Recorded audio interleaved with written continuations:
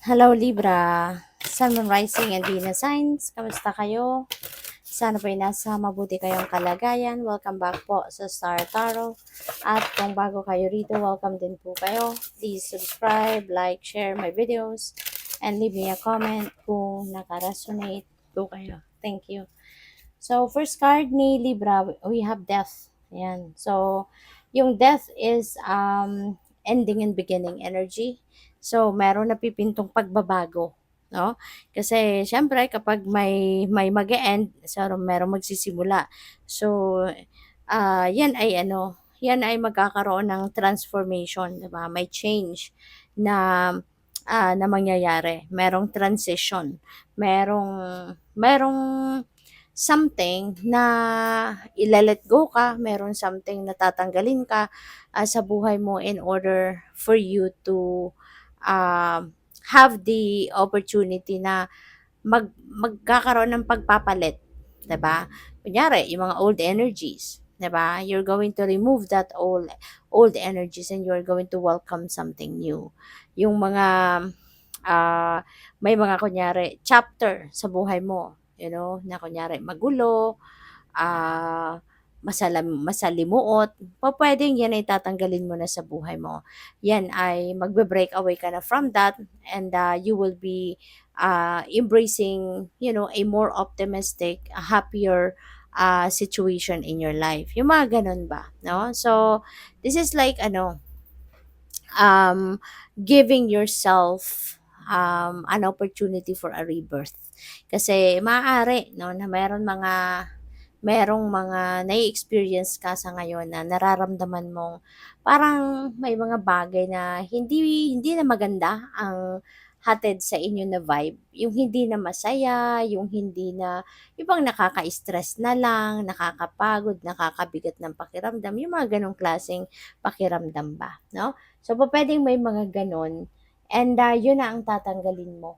Kasi anything naman talaga na hindi na nagse-serve ng best interest mo, hindi na nagse-serve ng highest good mo, ay dapat na lang na tanggalin na sa buhay mo. Dapat na lang na alisin 'no, sa buhay mo, 'di ba?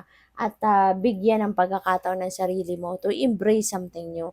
Kasi kapag nagtatanggal ka din, may inaalis ka sa buhay mo, ibig sabihin nun na may room ka na, 'di ba? Sa buhay mo may space ka na para sa bago na kung ano man ang nag-aantay ng pumasok sa buhay mo, hindi ba? Kasi minsan, kaya walang dumadating sa atin na pagbabago, walang dumadating sa atin na mga bagong tao, bagong opportunities, walang dumadating na mga gano'n kasi punong-puno ka, punong-puno ka. Kaya at saka pupuwedeng hindi pumapasok ang mga positive situations, positive things or people kasi maaari 'no, yung kung anong meron ka is negative, 'di ba? So, yung negative will not attract positive, 'di ba? Kaya kailangan tanggalin mo muna yon, ano man ang negative, ano man yung hindi na napapakinabangan, ano man yung hindi na mabuti ang epekto sa'yo, para mag-welcome ka na ng bago 'no, na mga mas mabubuti at magagandang ganap 'no, ang maaaring hatid sa'yo. So, we have cycles, the moon. This is a reminder sa iyo na life is about cycles, 'di ba? Ito 'yun, yung death energy na 'yan. That is one example of pagpapakita sa iyo ng universe na life is indeed, about cycles, 'di ba? May transformation na nangyayari. Merong rebirth no na mangyayari. Merong mga ending and merong beginning. Walang beginning kung walang ending and vice versa, 'di ba? So, yun ang ganap sa buhay natin.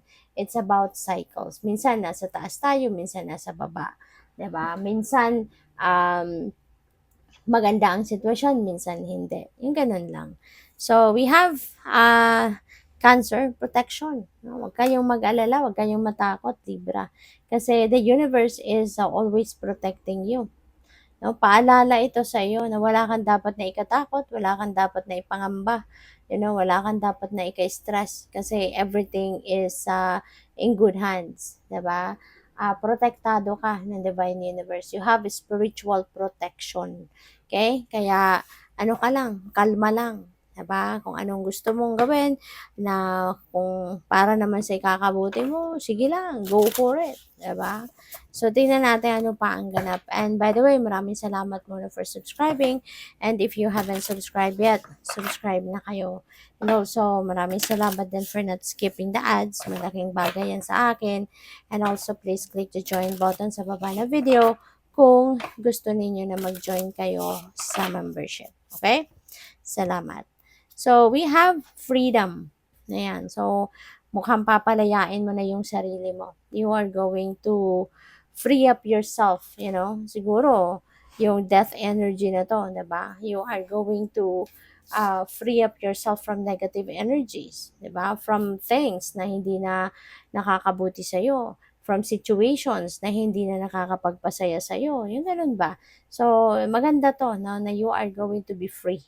You are going to be coming out of restrictive energy. Kung ang iba sa inyo, kontrolado kayo ng kung sino man or kontrolado kayo ng kung anumang bagay or sitwasyon, ngayon, lalaya ka na from that. Papalayain mo na yung sarili mo. So, we have financial health. Ayan. So, maganda to. Kung nakikita niyo yung card, diba? Napaka-vibrant, napakaganda, napaka-optimistic. So, feeling ko dito, magiging maganda na. Makakabalik na kayo doon sa magandang sitwasyon pagdating sa inyong kaperahang aspeto. Diba? Magiging maayos na, magiging maganda na yung sitwasyon ng inyong kaperahang aspeto. So, siguro ngayon, makaka-recover ka na. Baka nagkaroon kayo ng mga problema sa pera. In the past, ngayon, maybe you are already recovering from that. So, what else? We have inspiration. Ayan. So, feeling ko, ang iba sa inyo dito will be very inspired. Maaaring mabubuhayan kayo ng loob sa ngayon. You will be excited. You will be feeling ecstatic, determined. Baka 'di ba, sa mga magagandang pangyayaring ito, yung mga transition, yung transformation na mangyayari sa buhay mo, baka kumbaga parang you will be feeling like over the moon, 'di ba? Sa kasiyahan. Kaya magiging inspirado ka ngayon, no? So, good luck. Tingnan natin ano pa ang ganap, ano pang mga messages, energies surrounding you. So, we have Ace of Wands. Ayan. So, maganda to. Kasi new beginning ito eh. New beginning, so ibig sabihin, meron kasi simulang bagong ganap, meron bagong opportunity na dadating na pwedeng related yan sa karera, related sa pagta-travel, related sa business, pwedeng meron kang bagong creative ideas din na maiisip, di ba? Or pwedeng meron kayo yung mga bagong plano that will arise, no? So, pwedeng ganun. So, we have the Seven of Pentacles. Ayan. So, nag-aantay kayo rito ng inyong pagtatagumpay. Nag-aantay kayo rito ng goals ninyo na mag-come to fruition. Kasi, yan, parang nakapahinga na, no? Yung pala niya, nakapahinga na. Ibig sabihin nito na na-cultivate na niya, yung mga tinanim niya. So, kung kunyari sa ano 'yan, sa career ninyo, maaari 'no, na you already have done everything na kailangan mong gawin para magtagumpay ka, para mag-prosper ka, para ma-achieve mo yung goal mo diyan 'no, sa iyong career. And na maaaring nagawa mo ng lahat 'yan and you are just expecting that your goal that is coming to fruition, yung success na 'yan, maaaring sigurado ka 'no, na magtatagumpay ka. Kaya parang kalmadong-kalmado yung babae dito, 'di ba? Tapos na niyang gawin ang lahat. So, she's just waiting, for the goals to be accomplished. She's just waiting for the success, 'di ba, na makamit niya. So, maaaring gano'n kayo, Alam mo, sigurado ka sa sarili mo na ginawa mo ang lahat ng magagawa mo para ma-achieve mo. You're just waiting for the perfect timing, 'di ba? Na dumating na, mag-come to fruition na kung ano man yung bunga, no, ng inyong pagsisikap. So, we have the Lovers. Maganda rin ito pagdating sa relationship. Baka ang iba din sa inyo dito is entering a new love and romantic relationship. O pwede na ang iba sa inyo rito is there is union, no, between you and another person.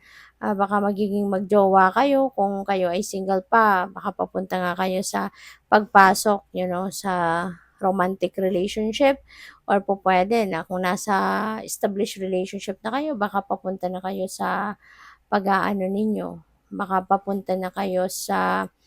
um, papunta na kayo sa